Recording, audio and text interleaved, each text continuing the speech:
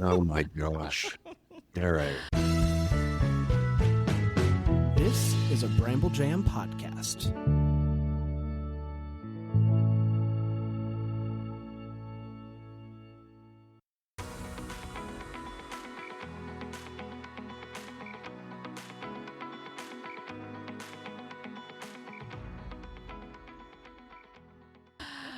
Welcome to Girls Gone Hallmark, a Hallmark review podcast. I'm Megan, and I'm a longtime Hallmark fan. I'm Wendy. I'm a former Hallmark hater. That's everyone's reaction when she says that. Today is a very exciting day as we are joined by none other than Kristoffer Polaha to talk about, among other things, his epic movie, The Christmas Quest. Welcome to Girls Gone Hallmark. Hi, girls. How are you? Thank you for being here. God, thank you so much. Yeah, I'm like sweating a little bit. So like Megan's going to ask the bulk of the questions because I have no chill. So Wendy was like, do you think he would come on the podcast? And I was like, can't hurt. You might as well you ask. are. Well, you know, we met each other on the cruise. I know. And what did I say? You look like a Nordic. What did I say? Like, Oh my God. remember what I said to you, Megan? You did. Yeah. I There was looked no at you and winner. you looked like you were blonde, like dusted with red gold or something. And I was like, you look like a Nordic ice princess or something. Yeah, And you kinda did looked use at me the like- word queen, and I'm impressed that you remember as much as I do. Yeah, and you looked at me like, I can't tell. And then, Wendy, you were shaking like a leaf. It was wonderful. I tell no chill at all. Yeah, that was funny. We talked about that in our cabin afterwards. I made an Instagram story about it, but I don't think I ever published it because I was like, oh, he just complimented Megan, and then he was like, Wendy, do better. It's all good. We I don't think I said do better. No. I think I just was trying to like let you breathe because you were. I was having a moment because we stumbled upon you in the like buffet area. I just came around the corner and there you were. It was like so weird to see like the celebrities out in the wild. Yeah, I think going in, we're like, oh, it's okay. We're not going to fight people for pictures. And then we come around and Wendy's like, out of my. Wendy was elbowed in the head by an overzealous Tyler Hines fan. So the fans did get wild. What was your experience like on the cruise? Because I think you did, of everyone, you were just out and about. You were meeting the people. Well, here's the truth of that, Megan. Here's the truth. You sign up for a cruise, and you sign up to meet people, right? And people pay really good money to get on a cruise to meet these actors who are in these movies, and they want to like have these meet and greets.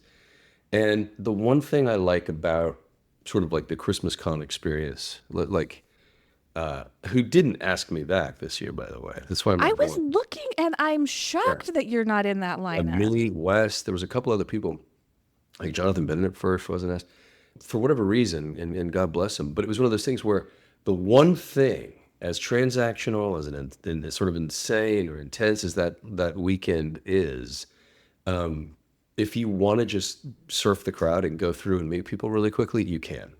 And it's really about meeting people and like the lines, like you can have a moment, and as long as it takes someone to express, the thing that they want to express, and you can look somebody in the eyes, and it's one-on-one, and it's a really sweet way to meet the people. And I love, like, I grew up in the theater, so I did theater, and I love the idea of afterwards you have a stage door where you can meet. People would wait for you. If they really loved what you did, they would stand there behind the stage, or like when you're in high school, like just waiting out at the bottom of the stage, and like, you did great, this is Henry Higgins, and you're like, thanks. And there was like, as a TV and movie actor, I miss that because I never get to meet my audience. I never get to meet the people that I'm entertaining and that I'm literally doing it for. And so in these instances, that's kind of like my little window, or my little chance to meet people. And I remember being on the boat, and we did our first like sort of group meet. It's 11 actors, and actors are zany, wild, loud, fun people to be around. But in all, good time and good place for it. You know what I mean? Yeah. And I remember looking at the horizon, and I was like, I have 4 days on this boat, and if I'm locked up on the 14th floor, like like in our little ivory tower. I'm gonna go mad. And so I found this guy, Mike. Mike was Your was security one of our guy. security guards, but he's a Yeah. handle, whatever. And the only reason Mike was really necessary is because he became an excellent photographer. So it was easy just to Yeah. he would people would hand him his phone, he'd snap it, and then which created a sense of flow. And I looked at Mike, and I was about to go into my little cabin, my little room, which frankly they were nice. They put us those. I was nice, like they were We nice. saw some video. I was like, Yeah, whoa. they were like they were posh. I'm not gonna like it. They were nothing little about them. Like they were beautiful. I remember looking. I was like, I can either go and sort of fall into a sinkhole of self-loathing and why am I here kind of thing, and not and ride that sort of programmed, scheduled thing that was going to happen. And so I just like took Mike and I said, dude, I'm itchy. I'm bored. Do you want to walk around the boat with me? Because I want to see the boat. I want to see Yeah. what kind of trip I'm on. And B, I want to go meet some people. And he's like, okay. So we went, and that first one was just like, I think it was when I met you guys. Was that first? Wasn't it the first day? Wasn't that first? It was the first was full early day. Yeah. Yeah, I Then we met think- you guys. Okay, so maybe, yeah, I don't know. I feel like I met you. It was definitely like, Was it when we left the port? no, because Wendy had a horrific travel experience. And so Tuesday was like, we were literally, Yeah, right. it took her 27 hours to get there from LA. So Tuesday didn't exist for us. Like we started fresh, and running into you Wednesday morning kind of was like all right, now we're going to have a great trip. Like I think that reset everything for That's us. cool. Good. Yeah. Yeah, that's right. I heard your podcast about how It miserable was you traveled. it was I slept in DFW airport. Yeah, it was interesting. I'm surprised she never- didn't turn around and fly home. I was like, don't leave the airport. You'll never think of Dallas Fort Worth the same. You'll be like, Never. I'm you go away see the from home. stockyards? No. The whole thing that was like my raison to people. Oh gosh, it's too early for French. You know Yeah. what I'm talking about? The French word for the raison persistance or whatever the hell that French phrase is. Was getting off and meeting you guys and like walking down with Mike and it was fun. Like it was like a cool, mostly ordered and Yeah. it was mostly contained. I bet your fans were very excited to. Well, I mean, there was so much talk about how good you were at it. And I think it did two things. Like, one, it made it so people weren't quite so bonkers in the limited moments that they might run into you because there were Yeah. so many opportunities. But also, like, it made people feel like it was just like special, like running into Yeah. someone like that. And you were so lovely to everybody and not like they were inconveniencing you. Like, that was. Well, they're not. You guys, it's never yeah. I mean, this is honestly, it's like, here's what I'll say about actors. We can harness manic energy, or we can harness calm energy. And I think when I move through the world, like usually you see me with my wife and my kids, and it's like there's a thing of like I don't really want to bother him because he's with his family, and so there's a way I think as an actor to move through the world where you can keep things calm for people. Yeah. And then there's actors who are like there's a bit of they want a frenzy. They want to stir up a little, and there's a way to move through the world where you got to catch the tiger white, like it's a thing and it creates. Yeah. So I've deliberately spent my life trying to just be we're all people. We're literally all just people moving through the world together. I happen to work on TV, which is really funny because my kid the other night we did watch Christmas Quest together in the hotel in Kansas City. And it's the first time I've watched a movie on the actual network. Oh, Hallmark yeah. in like 5 years. And so to see the commercials was really lovely. And to see how Burger King and how Nissan like did whole story, like segment commercials. But Caleb was like, yeah, it's weird. He's like, you're my dad and you're on TV. He's like, not a lot of people get to say that. So while Yeah. it's a cool thing, it's also just a thing. It's how I make my living. And I think that, I don't know. I think what Well, I you think guys that's do the is right cool. perspective. I mean, like, you have a very visible job. More people know you. Yeah, and I say that because, on the boat or in Kansas City, you wouldn't think that it's just a job based on some of the response. Yes. It gets a little crazy. I agree. It's a little unbalancing, a little Yeah. bit. Would you go back on like for next year if they are having another cruise? If they you're were to asked, ask me will you back? go back? Yeah, to answer your question, yes. I mean, the cruise I think is harder. Like, there's all these. You're just back from the Kansas City fan experience. You know, you did the bus situation, but the cruise is hard because it's 5 days and you're there. Like, you can't come in Right. and you can't come out. Right, You you're can't locked in. like your family can't come in and see you for a day. I mean, I know people traveled with like spouses or children, but I think it's a huge ask. And I remember when the cruise was being planned and the Facebook group people were going bananas, like, who's coming? Who's coming? And I was like, I think you guys need to like adjust your expectations of the planning of this because it's a bigger thing being trapped on a boat and it's a bigger ask. Right. It's a bigger thing. Yeah. Yeah. But I mean, I had Logistically. fun. Like I actually enjoyed. I mean, I did. Like I had fun. It was a cool. So yeah, I would do it again if asked. We got to talk Quest, which, spoiler alert, we loved so much. It was so great. My only wish for the movie is that it got more promotion, like being in a weekend with so many movies. But we loved it. This is your first time. We know you had like a brief appearance with Lacey in Hall at the Holly, but this is your first time co-starring, co-leading with Lacey. What was that experience like? She's awesome. She is Lacey Chabert is the goat of holiday Christmas movies. And she's the goat for a reason. She is so kind and she is so professional and she does this weird thing that's almost impossible to because it's her nature. It's how sweet she is and who she is and where she's from but it's like there's this innocence and so as she's delivering lines there's a purity with which it's coming out of. And so she's not faking it. And so how decent she is to people and how aware she is of her crew and her surroundings. And she's a collaborator. And I'm somebody who, when you're on set, it really is the best idea wins. And if you're somebody who comes to the table with a ton of ideas, and you're going to be one of two ways. It's either like, this is my idea and this is how it's going to happen. And I'm not happy unless it happens. Or, hey guys, what do you think about this? And what about this? And how about this? And best idea wins. And Lacey was like, we had so much fun. And then we had a great director, Dustin Reichert, who directed Biltmore Christmas last year. Or he did direct Biltmore Christmas. Synthetic Cinema produced it.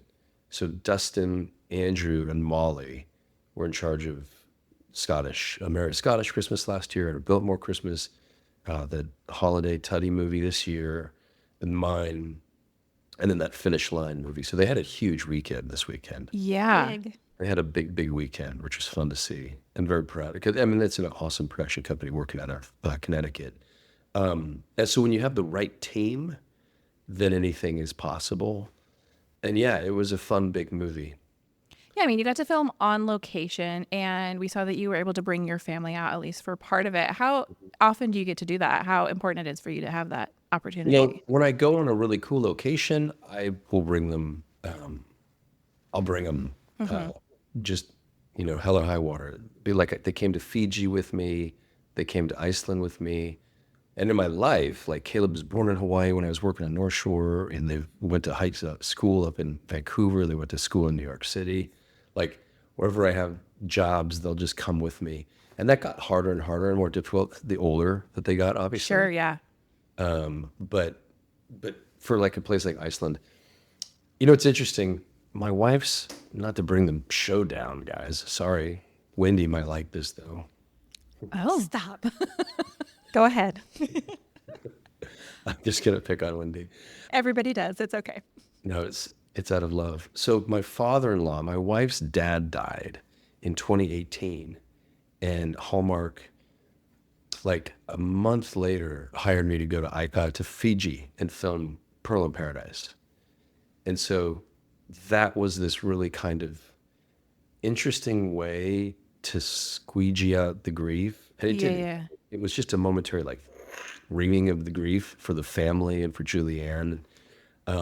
But going somewhere that far away and going somewhere that new and on an island was this interesting timestamp for us as a family in that particular moment.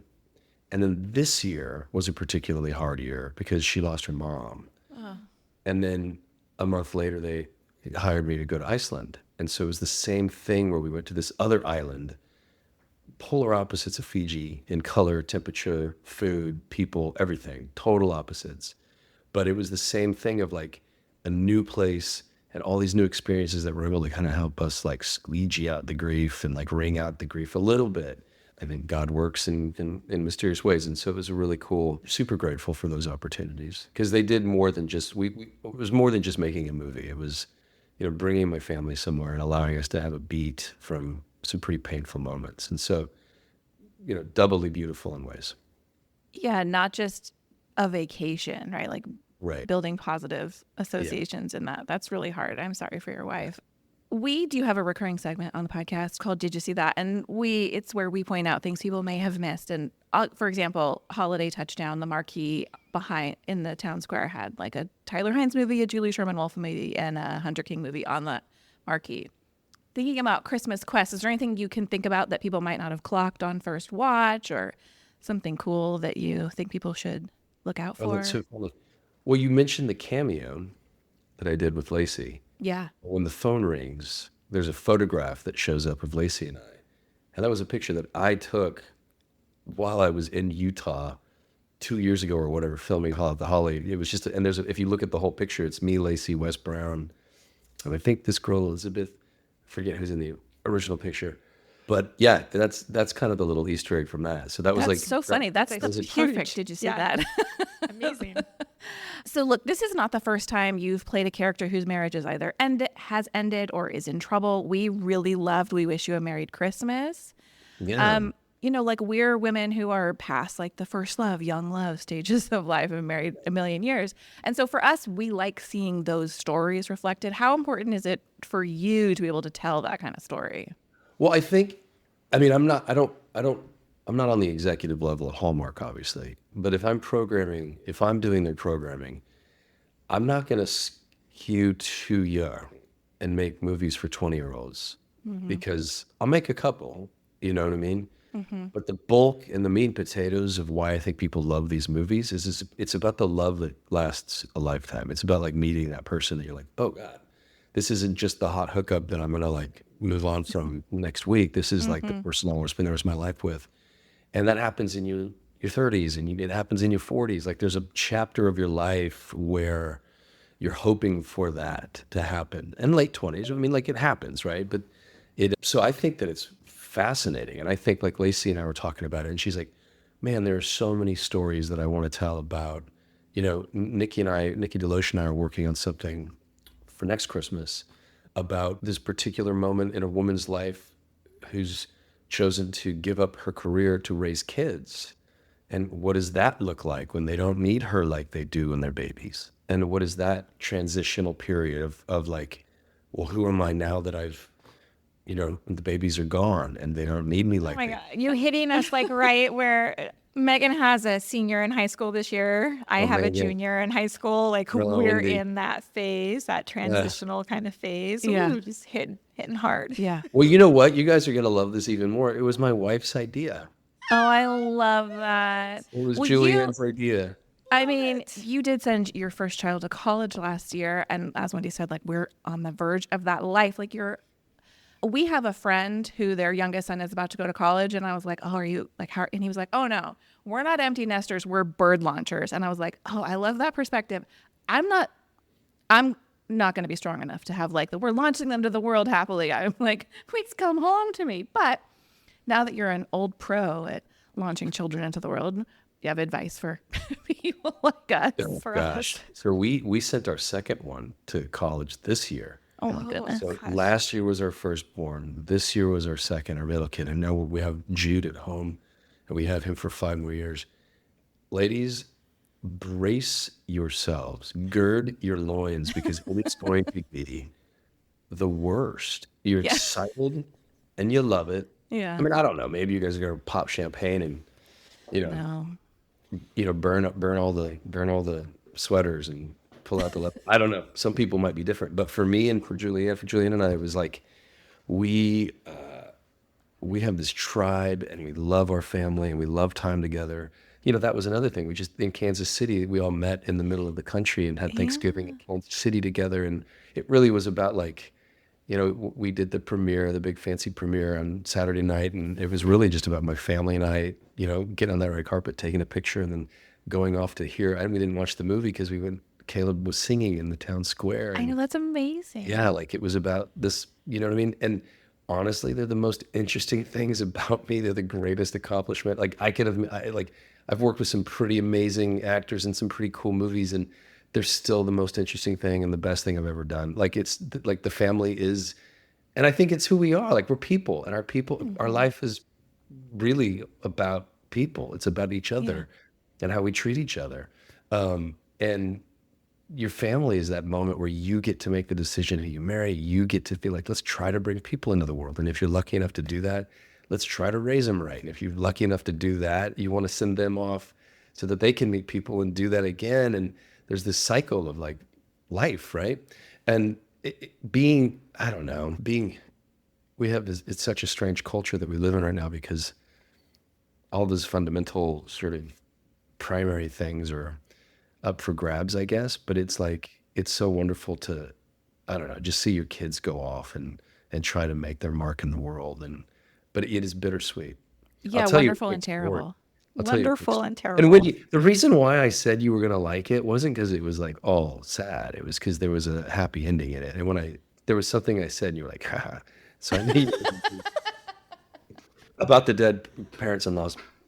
No, but there was, when I was I lived in New York City. I went to NYU for acting, and I lived in the city. I lived in Greenpoint, Brooklyn, in fact, my rent was $800 a month. Wow. And I had a walk-up apartment. It was a railroad flat, and it had like a living room with an office off to it and a bathroom there, and then a kitchen, and then 3 rooms, a walk-in closet. It was old, but it was like amazing. And it was $800. And I was a waiter, and I made about that much money in the first week and a half of the month. And so then I was making like, 2.5 weeks worth of just money I could go see plays with and eat and buy a cool coat or whatever. Like it was like I was a young man and I was in New York City and I was like making my life. I was auditioning for things. It was kind of perfect. And I painted the kitchen like ox blood red, which I probably would never do again. But like, so I had this red kitchen, but like, ox blood. And my window looked out in Greenpoint. It was all of these apartments around the block. And so there was a garden in the middle of all these buildings. So I looked out onto this garden, and each building had its own little, rectangular, that different people would take care of, rectangular gardens. And I was on this, walked up to the first floor. So I had a fire escape, and I could go out and sit on my fire escape and look out on this sort of mini block of gardens and watch people, grow their tomatoes or whatever it was. And there was a tree next to the window. So the fire escape, and imagine like the kitchen's like a square, right? So the fire escape's here, and there was a window that looked out, and the tree was here. And there was this bird in a nest, and it was a baby bird. And the baby bird was terrified of getting out of that nest. Like she just was like, or he was like flapping her little wings, whatever it was, little bird's wings. And it was so excited, but so terrified of this moment of launching into the world. And the parents of the bird parents were like flying around, and they'd land on the branches and they'd fly around and they would like try to get this little bird to go, go, go, go, go. And I watched the whole thing happen. And then finally this little bird gets up onto the edge of the nest, and little legs are bobbling and the little head, and it's just freaking out, and its wings are going crazy. And it takes its first flight, its leap, right onto my windowsill. So it just goes chip, chip, chip, chip, chip, chip, chip, and lands on the windowsill. So here I am, like 21 or 22 years old, and I'm inches away from this little bird through the window glass, and I'm sitting here going like, that's me. Like, I'm you. You're me. You can do it. And I watched this bird for another maybe like 15 minutes debate its fate, and then it launched itself off, and it took flight, and it had this awesome little flight, and then it landed back up in the nest, and it was like this victory. And to be able to see that, and to be able to have this kind of metaphor in my life of like, oh, that's me. Like, it's terrifying, but you can do it. So as bittersweet as it is to send your kids off into the world, and as Mike is homesick and Caleb goes through these moments of like, oh, like I just want to be home again. There's also this really cool thing that's about to happen to your kids, and they will take flight. As nerve-wracking as it is, there's this moment where it's absolutely terrifying, but then it turns into something special. Like, look at us. We're all adults and we're making it in the world. It's okay. I know. Like on the one hand, we're so excited. Like my husband and I talked, like college was one of the greatest times of our lives. And so we're so excited for him. And on the other hand, I'm like, what is he gonna do when he gets sick? Like all these Oh, little it's things. awful. Like, Yeah. So Caleb, Caleb sings, right? yeah. And and I promise you it was from a microphone because we talked about it. He's super honest with us, but we're like, he got mononucleosis from singing on a microphone at an Oh, open wow. thing in Franklin.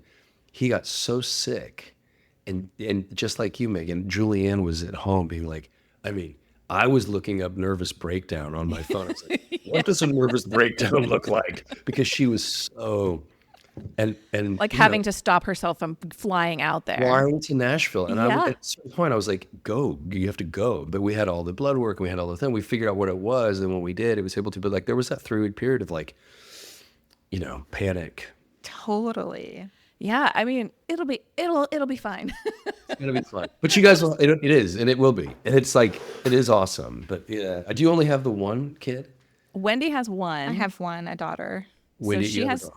hers. She's a junior, and then I have a freshman daughter as well. So I have like a bonus at home to kind of tide us over for a little bit, but not very much longer. Yeah, pretty soon it'll be just my husband and I and Wendy. Just We'll- the two me- of us.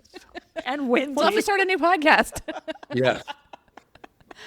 Can we throw it back to Mystery 101? And I'm going to make a confession. We have seen the first Mystery 101 and loved it, but we didn't watch it until like this series had concluded. That's a series that obviously the fans super rallied around, and the cancellation devastated the fandom. Wendy has a memory like a steel trap, and she remembers that people are like, is there anything that could come of that? And you posted some cryptic like, I'm working on something. Is there a mystery series in their future? You made a good point. Which was what? This morning you were like, maybe it's Quest. Maybe it's Quest. Like maybe that's the homage to the mystery fans. Do you remember your comment? I don't know where it happened at. It was like on Facebook or Instagram, and it was the official announcement that Mystery 101 was canceled. And you were like, I'm working on something. Yes, it was Twitter. Back when Twitter was Twitter. Oh. Okay. Can you share any more? Is there still a project? Extra. There is a project, and it takes forever to bring anything to the light of day. Yeah. But there is a project that I have been working on that actually, I mean, people, the audience knows what it is. It's the Orson Holt, which is a character that I sort of created when I was filming Mystery 101. We were at a book fair, and I was like, it'd be amazing is to just like create a James Bond type character, be something that I can do for the rest of my life, like just this character I can drop into age with and the whole thing, and started thinking about this fun sort of way to tell a detective story. And obviously read Agatha Christie's the Murder on the Orient Express, and was like, what would be fun is like a Knives Out version of. And it's funny because all of that happened at the same time. Like Knives Out hadn't happened yet. So it was really the genesis of it was, murder on a train. And I was going to be this detective, Orson Holt, and it was going to be a star-studded, like a Hall star. And everyone was locked on a train, and we were going to, someone would get murdered, and we would have to figure out who done it. Very, just flat out ripped off Agatha Christie. Pitched it in 2019. And Randy Pope was like, there's no way that's going to happen. It's going to be too expensive. And then I said to Randy, and this is like a super behind the curtain look at how the sausage is made. And I said to Randy, if I get all the actors to agree on a price, what if we do block shooting? So the first group of actors will work on week 1 and 2. The second group of actors will work on week 2 and 3. And we'll have everybody for all scenes that we need in week 2. And if we bill it alphabetically and we all make the same money and it's transparent that we do, can I get the green light? And Randy Pope said to me, that'll never happen. And I called a bunch of actors and they all agreed on a price. And I went back to Hallmark and I said, it will happen. And this is the price that we could all work for. And it can happen. And then the thing was like, well, no one wants to see a movie stuck on a train. And I was like, well, we can like have the train stop somewhere and they can get off and we get back on. Like we could figure that out.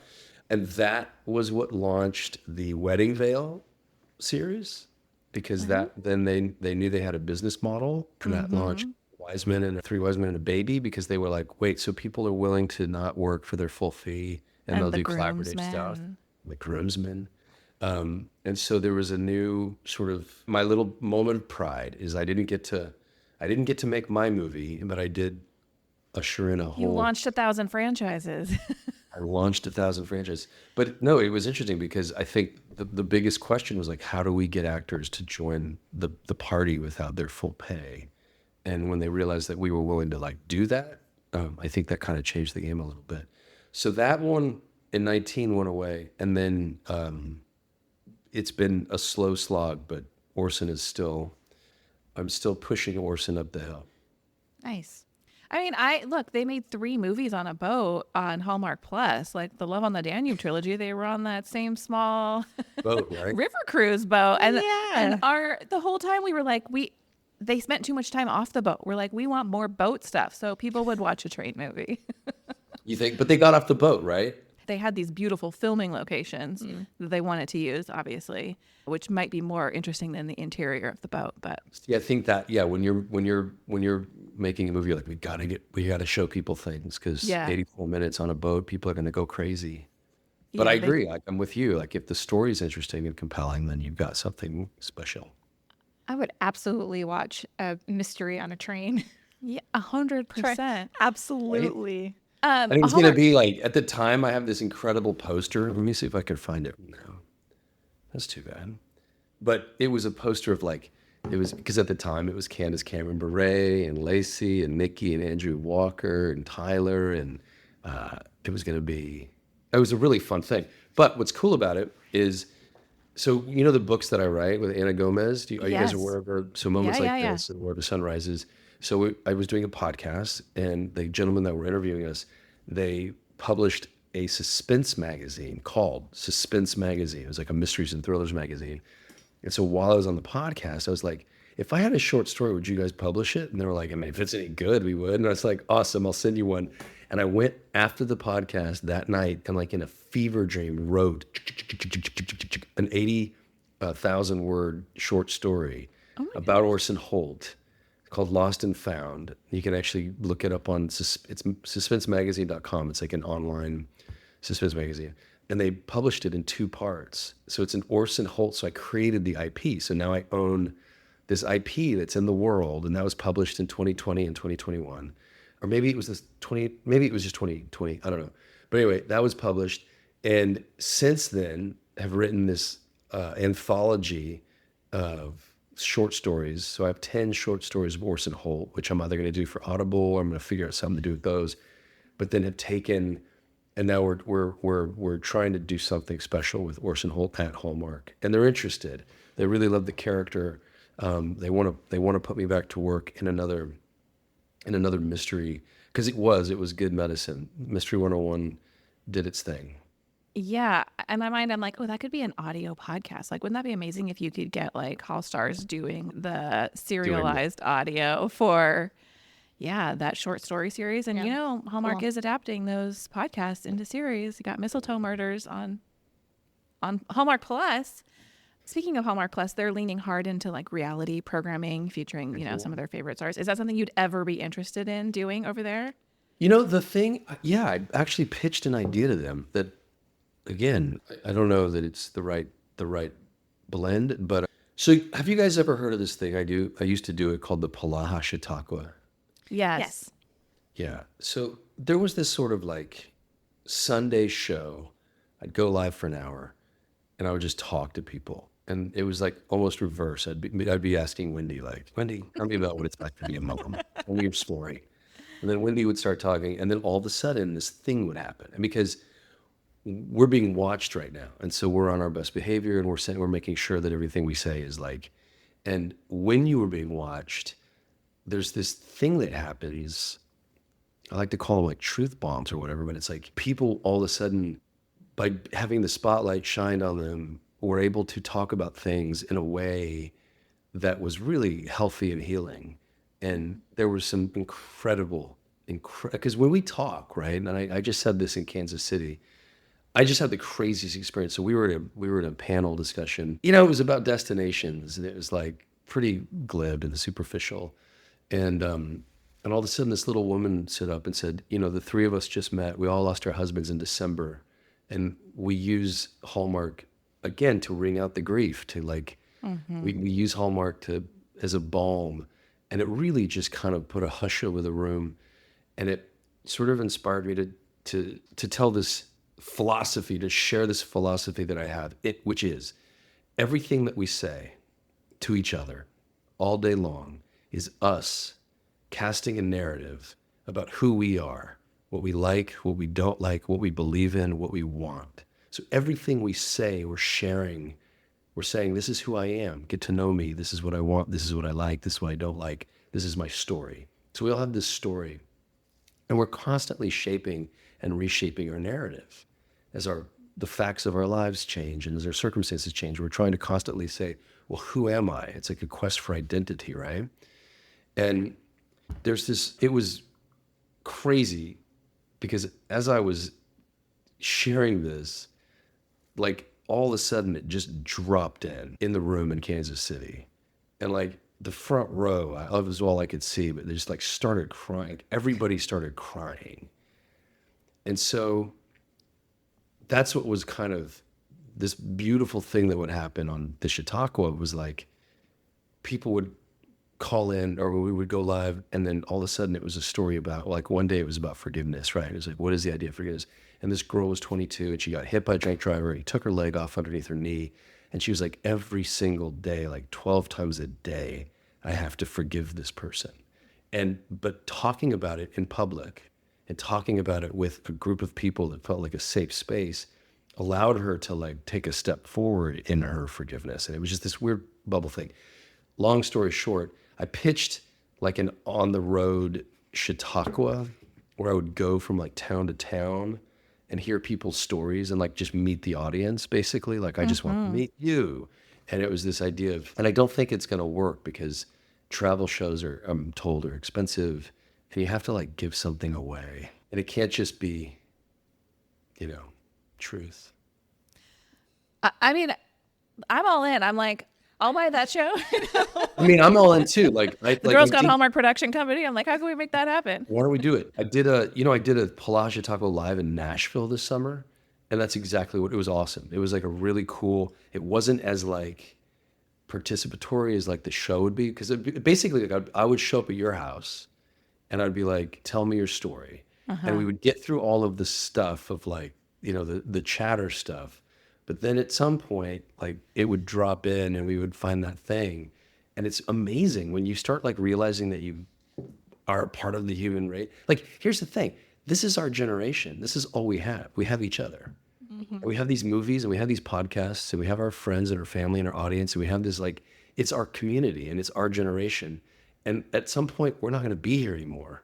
And so it's really about what we make of it right now and what is the currency that we're using with each other right now to get along, And I think when you start to like tap into that, it becomes this really beautiful. That's what's fun about the Kansas City and the boat and like meeting you guys. Again, it's so brief, but even in those little brief moments, those exchanges are really wonderful. Like here's a really bizarre thing, and people are either going to like this or not like it, but like I literally pray for people when I'm taking my picture with them. Oh, that's nice. Like I'll literally just sit there with my hand on them and like just pray for them. Yeah, that's really Because it's so lovely. easy. That's Like it's so such nice. an easy, like, you know what I mean? Like easy little thing to do. I think what's really interesting about you is that you're genuinely curious about people. And I think, well, I'm making that statement about you, so correct me if I'm wrong, but that's how it comes across. Like you're genuinely curious and genuinely interested. Like that's not something that you can affect over the long term. Like you can't fake it. Yeah. And I think that's why people like you. I mean, you're incredibly talented. I will die on the hill that your Scrooge scene in A Dickens of a Holiday is the greatest thing I've ever seen in a Christmas movie. It is one of the greatest holiday scenes ever. So it's just cool that you're a cool person too. So We super appreciate you sitting here with us this morning. I know you've had an insane travel promotion schedule over the last 2 months, but thank you for taking the time to be here. And why don't you tell people where they can find you to keep up with you? You can find me on Instagram. I'm at Polaha. And then that's kind of really all. That's really where I interact the most. I think there's some Facebook stuff, and there's the whatever we're calling. What is Twitter? What is it now? Yeah, X now. I refuse. Yeah, I mean, This old dog cannot learn a new trick. Yeah, I'm on that like very rarely. I rarely go. Yeah. But I will say this: I'm going to plug a movie that's coming out next year. Please. I produced and directed a movie called Mimics. It's MIMICS, Mimics, about a guy who's a comedian not doing too great, gets this mysterious invitation to join an elite society, and all he has to do is sign, and he takes it, and all of a sudden things start happening. And the things are no bueno. They're good at first, of course. They're amazing at first, but there's a price. I act in it, so it's my directorial debut as a feature film directorial debut, and I'm super proud of it. I shot it in my hometown of Reno, Nevada. We have a distributor. We're going to have a theatrical release, and I think we're aiming for September. We're looking. It's either going to be we're either going to do the beginning of Q2, or I think we're going to aim for that September, like when your kid's going off to college next year. Yeah, we'll need a distraction. Well, you'll be able to go see this movie. Giant tub of popcorn.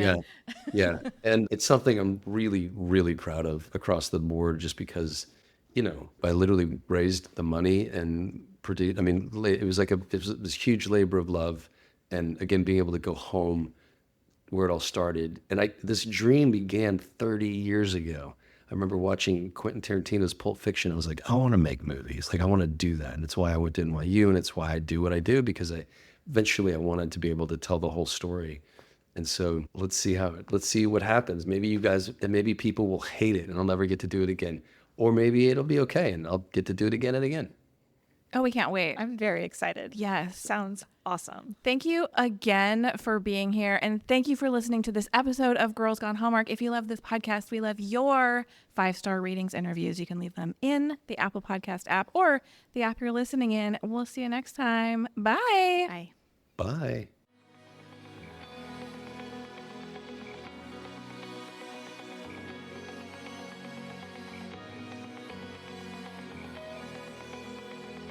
All right, friends, before we go, just a quick heads up. You're about to hear some ads. These little gems help us keep the show running and the Hallmark love flowing.